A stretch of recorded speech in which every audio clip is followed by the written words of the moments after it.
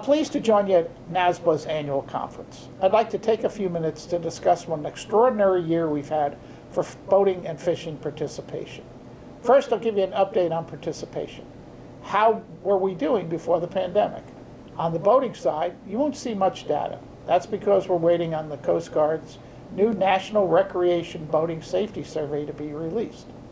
Many of you were involved in that study, which is why I feel comfortable sharing with you what I think are a couple of key findings.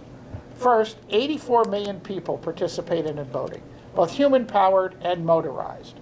And we're seeing an explosion in human-powered boating, such as kayaking, paddleboarding, and canoeing.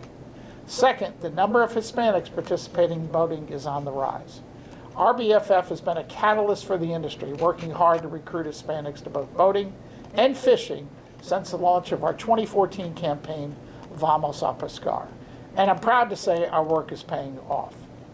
After my participation overview, RBFF's Stephanie Vatalaro will tell you how we adopted our Take Me Fishing campaign to meet consumers' needs this year and how you can get involved.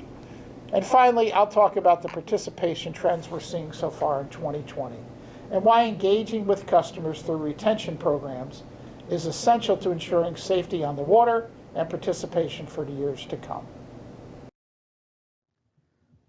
First, let's take a look at the data sources that are available to us. First, the Special Report on Fishing. This is a report we do in conjunction with the Outdoor Foundation, and it's deemed by the Council as the report for which our success is measured. It's conducted annually, and it surveys Americans aged 6 and above.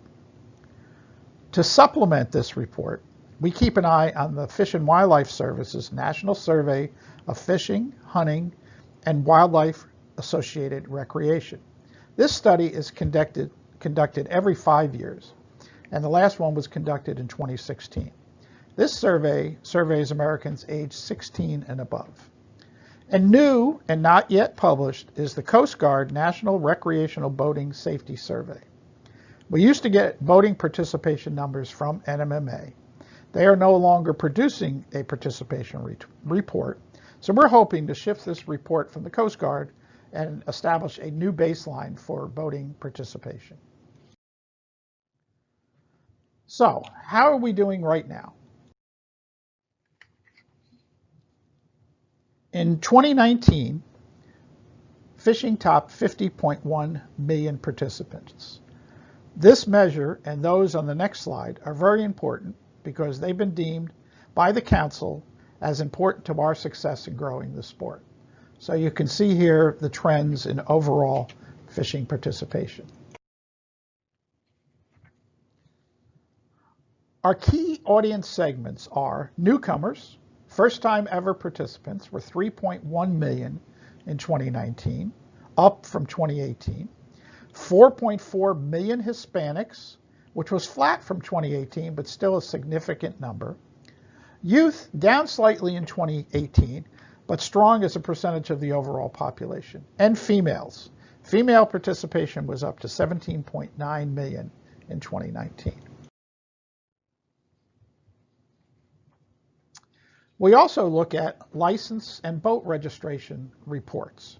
Fishing license in 2018, as we don't have 2019 numbers yet, sit at a little over 29 million. Boat registrations are at 11.9 million. The fishing number is smaller than overall participation because it doesn't account for all participants. Generally, kids under 16 and adults over 65 don't need a license. Another interesting fact that research showed us that 12% of those of fishing license buying age participate in fishing without a license. A few weeks into the pandemic, we realized we couldn't go out in the market with our existing campaign. We knew we needed something that would connect with people in this new normal and convey all the great benefits that fishing and boating offer during this time. And that's how Get On Board was born. We created the campaign in partnership with the National Marine Manufacturers Association and their Discover Boating campaign to inspire participation and communicate the health and wellness benefits of fishing and boating. Introducing Get On Board. I'll show you how to unwind. Come on, babe, let's go outside and take the boat up for a ride. I'm ready, I don't wanna wait. Cause the only time I'm feeling free is when I got that ocean breeze, so kicking it out on the lake. Get on board. Got the sunshine and the short line. It's a good life. Get on board, get on board. Have a good time, casting that line. It's a good life. Get on board, get on board. Get on board.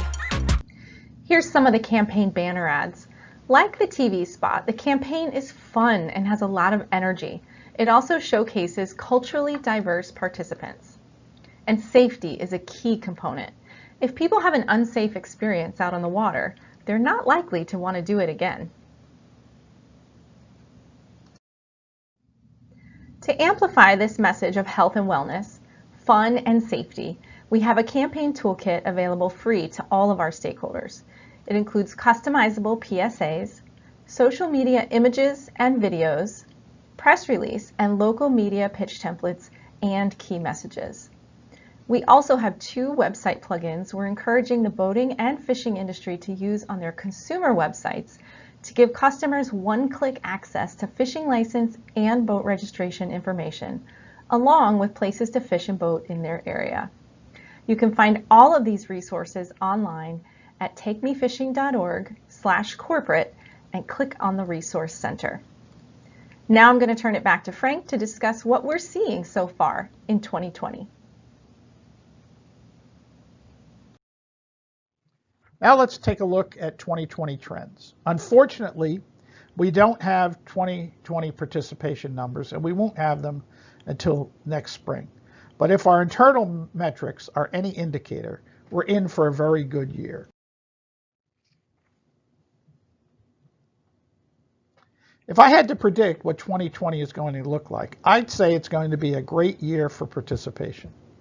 We've seen a huge wave of interest in fishing and boating, resulting in 36 million visits to our digital assets in the first 5 months of this year, versus 18 million all of last year. And again, remember, our fiscal year runs April through March.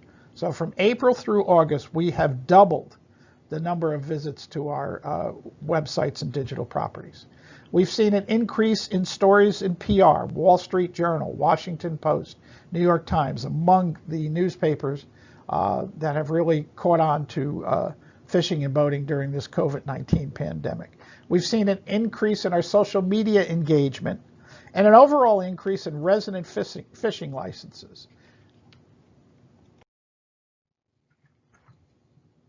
While we're excited about what looks like a very successful 2020, retention is a big issue and has been a big issue for quite some time.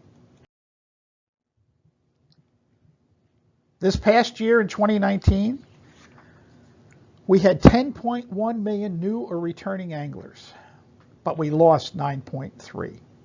We need to plug this leaky bucket.